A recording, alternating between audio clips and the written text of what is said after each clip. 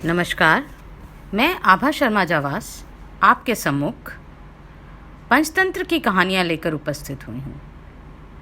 महिलारोप्य नाम के नगर में वर्धमान नाम का एक वाणिक पुत्र रहता था। उसने धर्मयुक्त रीति से व्यापार में पर्याप्त धन पैदा किया, किंतु उतने से ही संतोष नहीं था। वह और अधिक धन कमाने की इच्छा रखता था। शास्त्रों के अनुसार केवल मात्र 6 उपायों से ही धन कमाना चाहिए: भिक्षा, राजसेवा, खेती, विद्या, सूद और व्यापार। इनमें से व्यापार का साधन ही सर्वश्रेष्ठ है। व्यापार के भी अनेक प्रकार होते हैं। उनमें से सबसे उत्तम है कि आप दूसरे देश से उत्तम वस्तुओं का संग्रह करके स्वदेश में लाएं और उन्हें बेचें। यही सोचकर वर्धमान ने अपने नगर से बाहर जाने का संकल्प किया। मथुरा जाने वाले मार्ग के लिए उसने अपना रथ तैयार करवाया। रथ में 2 सुंदर सुदृढ़ बैल लगवाए। उनके नाम थे संजीवक और नंदक। वर्धमान का रथ जब यमुना के किनारे पहुंचा तो संजीवक नाम का बैल नदी तट की दलदल में फंस गया। वहां से निकलने की चेष्टा में उसका एक पैर टूट गया। वर्धमान को यह देखकर बड़ा दुख हुआ। 3 रात उसने बैल के स्वस्थ होने की प्रतीक्षा की। बाद में उसके सारथी ने कहा, इस वन में अनेक हिंसक जंतु रहते हैं, यहाँ उनसे बचाव का कोई उपाय नहीं है। संजीवक के अच्छा होने में बहुत दिन लग जाएंगे। इतने दिनों यहाँ रहकर प्राणों का संकट नहीं उठाया जा सकता। इस बैल के लिए अपने जीवन को मृत्यु के मुख में क्यों डालते हैं? तब वर्धमान ने संजीवक की रखवाली के लिए रक्षक रखकर आगे प्रस्थान किया। रक्षकों ने जब यह देखा कि जंगल अनेक शेर, बाघ, चीतों से भरा है तो वह भी 2-1 दिन बाद ही वहां से प्राण बचाकर भाग निकले। वर्धमान के सामने आकर उन्होंने झूठ बोला, स्वामी, संजीवक तो मर गया, हमने उसका दाह संस्कार कर दिया। वर्धमान ये सुनकर बहुत दुखी हुए, किंतु अब कोई उपाय न था। इधर संजीवक यमुना तट की शीतल वायु के सेवन से कुछ ही दिन में स्वस्थ हो गया। किनारे की दूब का अग्रभाग पशुओं के लिए बहुत बलदायी होता है। उसे निरंतर खाने के बाद वह खूब मांसल और हृष्ट पुष्ट भी हो गया।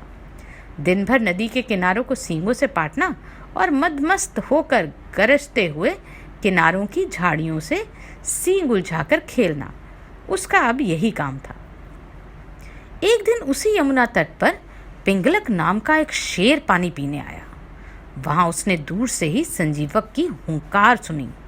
उसे सुनकर वह भयभीत हो गया और सिमटकर एक झाड़ी में जा छुपा। शेर के साथ 2 गीदड़ भी थे, करटक और दमनक। ये दोनों सदा शेर के पीछे पीछे रहते थे। उन्होंने जब अपने स्वामी को भयभीत देखा तो आश्चर्य में डूब गए। वन के स्वामी का इस तरह भयातुर होना सचमुच बड़े अचंभे की बात थी। आज तक पिंगलक कभी इस तरह भयभीत नहीं हुआ था। दमनक ने अपने साथी गीदड़ को कहा, करटक, हमारे स्वामी वन का राजा है। सब पशु उससे डरते हैं। आज वही इस तरह सिमटकर डरा सा बैठा है। प्यासा होकर भी वह पानी पीने के लिए यमुना तट पर जाकर लौट नहीं आया। इस डर का कारण क्या है? करटक ने उत्तर दिया, दमनक, कारण कुछ भी हो, हमें क्या? दूसरों के काम में हस्तक्षेप करना ठीक नहीं। जो ऐसा करते हैं वह उसी बंदर की तरह तड़प तड़प कर मर जाते हैं जिसने दूसरों के काम में कौतूहलवश व्यर्थ ही हस्तक्षेप किया। दमनक ने पूछा, यह क्या बात कही तुमने? करटक ने कहा, सुनो, मैं बताता हूँ। एक गांव के पास जंगल की सीमा पर एक मंदिर बना हुआ था। वहां के कारीगर दोपहर के समय भोजन के लिए गांव में आ जाते थे। एक दिन जब गांव में आए हुए थे तो बंदरों का एक दल इधर उधर घूमता हुआ वहीं आ गया जहां कारीगरों का काम चल रहा था। कारीगर उस समय वहां नहीं थे। बंदरों ने इधर उधर उछलना, कूदना और खेलना शुरू किया। वहीं एक कारीगर शहतीर को आधा चीरने के बाद उसमें कील फंसाकर चला गया था। एक बंदर को बड़ा कौतूहल हुआ कि ये कील यहाँ क्यों फंसी है। जब आधे चिरे हुए शहतीर पर बैठकर वह अपने दोनों हाथों से कील को बाहर खींचने लगा। कील बहुत मजबूत थी, मजबूती से गाड़ी गई थी, इसलिए बाहर नहीं निकली। लेकिन बंदर भी हठी था। वह पूरे बल से कील निकालने में जुटा रहा। अंत में भारी झटके के साथ वह कील निकल आई, किंतु उसके निकलते ही बंदर का पिछला भाग शहतीर के चिरे हुए 2 भागों के बीच में फंसकर चिपक गया। अभागा बंदर वहीं तड़प तड़प कर मर गया। रंगा सियार स्वकाश्च भयंतरा येन ब्रह्माश्च भयंतरीकृता स एव मृत्युर्मा प्रोक्तिः मूर्खश्च चंडरवो यथा। अर्थात अपने स्वभाव के विरुद्ध आचरण करने वाला आत्मियों को छोड़कर परकियों में रहने वाला वैसे ही नष्ट हो जाता है जैसे चंडरव नष्ट हुआ। एक दिन जंगल में रहने वाला चंडरव नाम का गीदड़ भूख से तड़पता हुआ लोभवश नगर में भूख मिटाने के लिए आ पहुंचा। उसके नगर में प्रवेश करते ही नगर के कुत्तों ने भौंकते भौंकते उसे घेर लिया और नोचकर खाने लगे। कुत्तों के डर से चंडरव भी जान बचाकर भागा। भागते भागते जो भी दरवाजा पहले मिला उसमें घुस गया। वहां एक धोबी के मकान का दरवाजा खुला था। मकान के अंदर एक बड़ी कड़ाही में धोबी ने नील घोलकर रखा हुआ था। कड़ाही नीले पानी से भरी थी। गीदड़ जब डरा हुआ अंदर घुसा तो अचानक वह उस कड़ाही में गिर गया। वहां से निकला तो उसका रंग ही बदल गया था। अब वह बिल्कुल नीले रंग का रंगा हुआ सियार था। नीले रंग में रंगा हुआ चंडरव जब वन में पहुंचा तो सभी पशु उसे देखकर चकित रह गए। वैसे रंग का जानवर उन्होंने आज तक नहीं देखा था। उसे विचित्र जीव समझकर शेर, बाघ, चीते भी डर डर कर जंगल से भागने लगे। सबने सोचा, ना जाने इस विचित्र जीव में कितना सामर्थ्य हो, इससे डरना ही अच्छा है।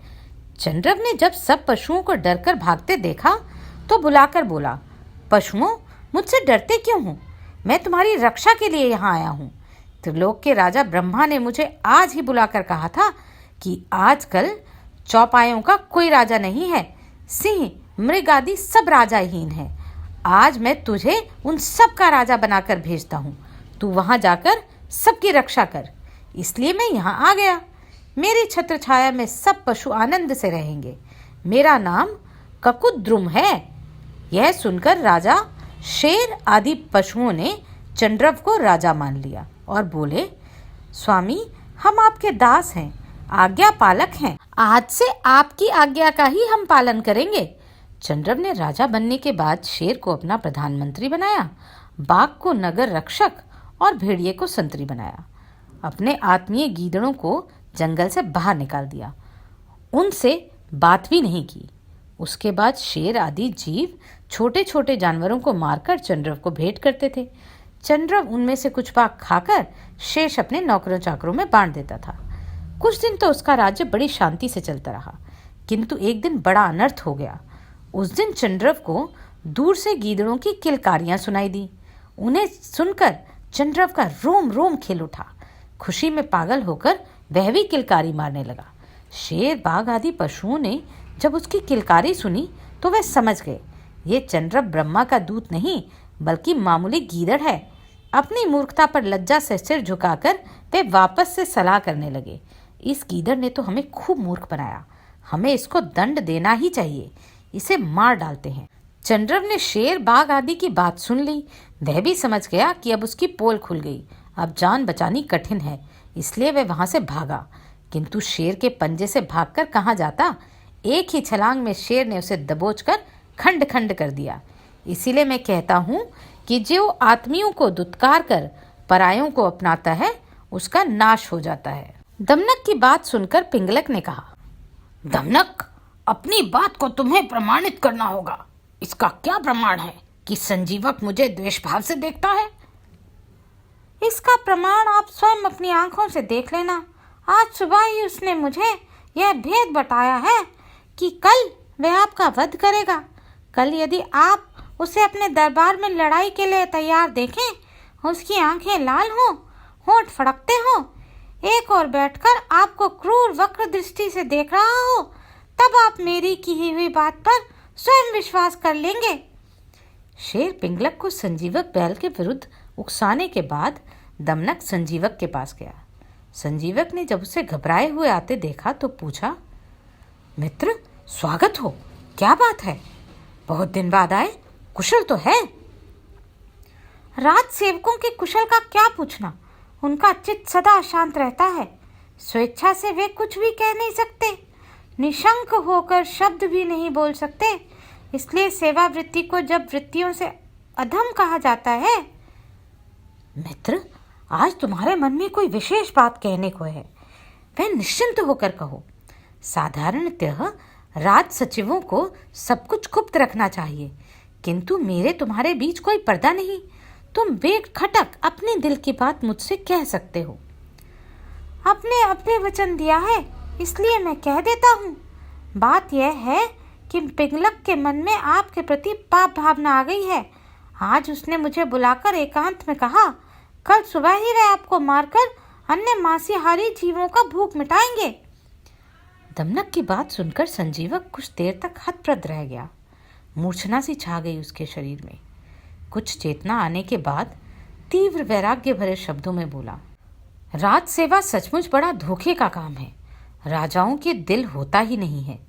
मैंने भी शेर से मैत्री करके मूर्खता की। समान बलशील वाले से मैत्री होनी चाहिए। समानशील व्यसन वाले ही सखा बन सकते हैं। अब यदि मैं उसे प्रसन्न करने की चेष्टा करूंगा तो भी व्यर्थ है, क्योंकि जो किसी कारणवश क्रोध करे उसका क्रोध उस कारण से दूर होने का उपाय भी किया जाए, किंतु जो अकारण ही कुपित हो उसका कोई उपाय नहीं।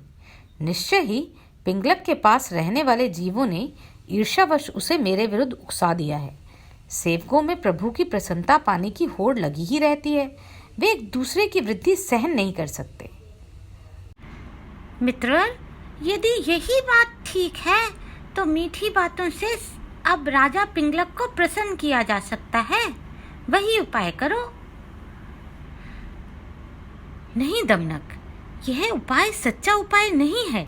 एक बार मैं राजा को प्रसन्न कर लूंगा, किंतु उसके पास वाले कूट कपटी लोग फिर किन्हीं दूसरे झूठे बहानों से उसके मन में मेरे लिए जहर भर देंगे और मेरे वध का उपाय करेंगे। जिस तरह गीदड़ और कौवे ने मिलकर ऊंट को शेर के हाथों मरवा दिया था। किस तरह? ऊंट और कौवे की कहानी नहीं सुनी तुमने? चलो सुनाता हूँ। फूंक फूंक कर पग धरो, सेवा धर्मः परम गहनो। सेवा धर्म बड़ा कठिन धर्म है। एक जंगल में मदोटकट नाम का शेर रहा करता था। उसके नौकर चाकरों में कौवा, गीदड़, बाघ, चीता आदि अनेक पशु थे। एक दिन वन में घूमते घूमते एक ऊंट वहां आ गया। शेर ने ऊंट को देखकर अपने नौकरों से पूछा, यह कौन सा पशु है, जंगली है या ग्राम्य? कौवे ने शेर के प्रश्न का उत्तर देते हुए कहा, स्वामी, यह पशु ग्राम्य है और आपका भोज्य है। आप इसे खाकर भूख मिटा सकते हैं। शेर ने कहा, नहीं, ये हमारा अतिथि है, घर आए को मारना उचित नहीं। शत्रु भी अगर घर आए तो उसे कभी मारना नहीं चाहिए। फिर यह तो हम पर विश्वास करके हमारे घर आया है, इसे मारना पाप है। इसे अभय दान देकर मेरे पास ले आओ, मैं इससे वन में आने का प्रयोजन पूछूंगा। शेर की आज्ञा सुनकर अन्य पशु ऊंट को, जिसका नाम कृतनक था, शेर के दरबार में लाए। ऊंट ने अपनी दुख भरी कहानी सुनाते हुए बतलाया कि वह अपने साथियों से बिछुड़कर जंगल में अकेला रह गया। शेर ने उसे धीरज बंधाते हुए कहा, अब तुम्हें ग्राम में जाकर भार ढोने की कोई आवश्यकता नहीं। जंगल में रहकर हरी हरी घास से अनंत पेट भरो और स्वतंत्रता पूर्वक खेलो कूदो। शेर का आश्वासन मिलने के बाद ऊंट उस जंगल में आनंद से रहने लगा। कुछ दिन बाद उस वन में एक मतवाला हाथी आ गया। मतवाले हाथी से अपने अनुचर पशुओं की रक्षा करने के लिए शेर को हाथी से युद्ध करना पड़ा। युद्ध में जीत तो शेर की ही हुई, किंतु हाथी ने भी जब एक बार शेर को सूंड में लपेटकर घुमाया तो उसके अस्थि पंजर हिल गए। हाथी का एक दांत भी शेर की पीठ में चुभ गया। वह युद्ध के बाद शेर बहुत घायल हो गया और नए शिकार के योग्य नहीं रहा था। शिकार के अभाव में उसे बहुत दिनों से भोजन नहीं मिला। उसके अनुचर भी, जो शेर के अपविष्ट भोजन से ही पेट पालते थे, कई दिनों से भूखे थे। एक दिन उन सबको बुलाकर शेर ने कहा, मित्रों, मैं बहुत घायल हूँ, फिर भी यदि कोई शिकार तुम मेरे पास ले आओ तो मैं उसको मारकर तुम्हारे पेट भरने योग्य मांस अवश्य तुम्हें दे दूंगा। शेर की बात सुनकर चारों अनुचर किसी शिकार की खोज में लग गए, किंतु कोई फल ना निकला। तब गीदड़ और कौवे ने मंत्रणा की। गीदड़ ने कहा, काकराज, अब इधर उधर भटकने से क्या लाभ? क्यों ना इस ऊंट कृतनक को मारकर ही भूख मिटाएं। कौवा बोला, तुम्हारी बात तो ठीक है, किंतु स्वामी ने तो उसे अभय वचन दिया हुआ है। मैं ऐसा उपाय करूंगा जिससे स्वामी उसे मारने को तैयार हो जाएं। आप यहीं रहे, मैं स्वयं जाकर स्वामी से निवेदन करता हूँ। गीदड़ ने तब शेर के पास जाकर कहा, स्वामी, हमारे सारा जंगल छान मारा, किंतु कोई भी पशु हाथ नहीं आया। अब तो हम सभी इतने भूखे प्यासे हो गए हैं कि एक कदम आगे नहीं चला जाता। आपकी दशा भी ऐसी ही है। आज्ञा दें तो कृतनक को ही मार कर इससे भूख शांत की जाए। गीदड़ की बात सुनकर शेर ने क्रोध से कहा, पापी, आगे कभी यह बात मुख से निकाली तो उसी क्षण तेरे प्राण ले लूंगा। जानता नहीं मैंने उसे अभय वचन दिया है। स्वामी, मैं आपके वचन भंग के लिए नहीं कह रहा, आप उसका स्वयं वध न कीजिए, किंतु यदि वही स्वयं आपकी सेवा में प्राणों को भेंट लेकर आए तब तो उसके वध में कोई दोष नहीं। यदि वह ऐसा नहीं करेगा तो हम में से एक आपकी सेवा में अपने शरीर की भेंट लेकर आपकी भूख प्यास शांत करने के लिए आ जाएंगे। जो प्राण स्वामी के काम न आए उनका क्या उपयोग? स्वामी के नष्ट होने पर अनुचर स्वयं नष्ट हो जाते हैं। स्वामी की रक्षा करना उनका धर्म है। मदोत्कट, यदि तुम्हारा यही विश्वास है तो मुझे इसमें कोई आपत्ति नहीं। शेर से आश्वासन पाकर गीदड़ अपने अन्य अनुचर साथियों के पास गया और उन्हें लेकर फिर शेर के सामने उपस्थित हो गया।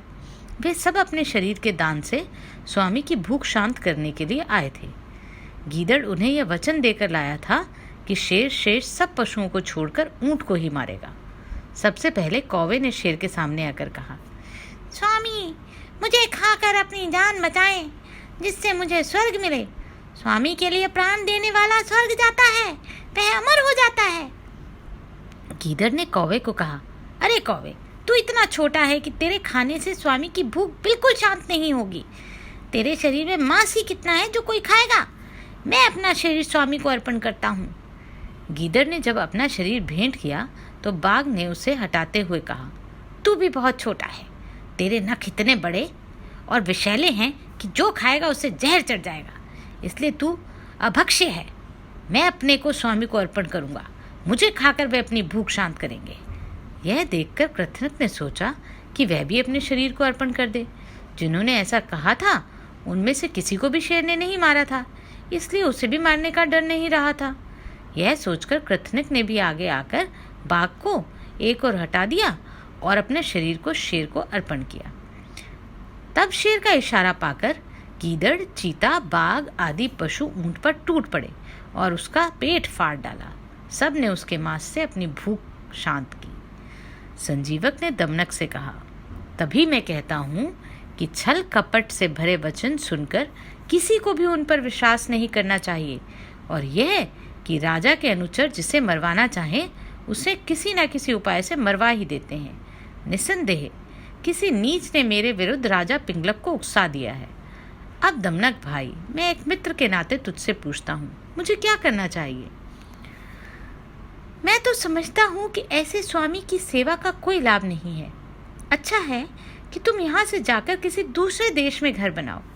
ऐसी उल्टी राह पर चलने वाले स्वामी का परित्याग करना ही अच्छा है। दूर जाकर भी अब छुटकारा नहीं है। बड़े लोगों से शत्रुता लेकर कहीं कोई शांति से बैठ सकता है? अब तो युद्ध करना ही ठीक जचता है।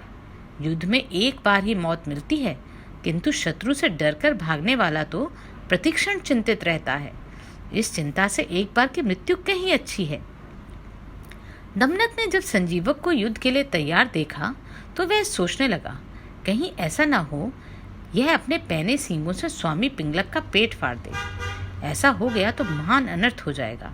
इसलिए वह फिर संजीवक को देश छोड़कर जाने की प्रेरणा करता हुआ बोला, मित्र, तुम्हारा कहना भी सच है, किंतु स्वामी और नौकर के युद्ध में क्या लाभ? विपक्षी बलवान हो तो क्रोध को पी जाना ही बुद्धिमता है। बलवान से लड़ना अच्छा नहीं। अन्यथा उसकी वही गति होती है जो समुद्र से लड़ने वाली टिटीरी की हुई थी। संजीवक ने पूछा, कैसे? दमनक ने तब मूर्ख टिटीरी की यह कथा सुनाई।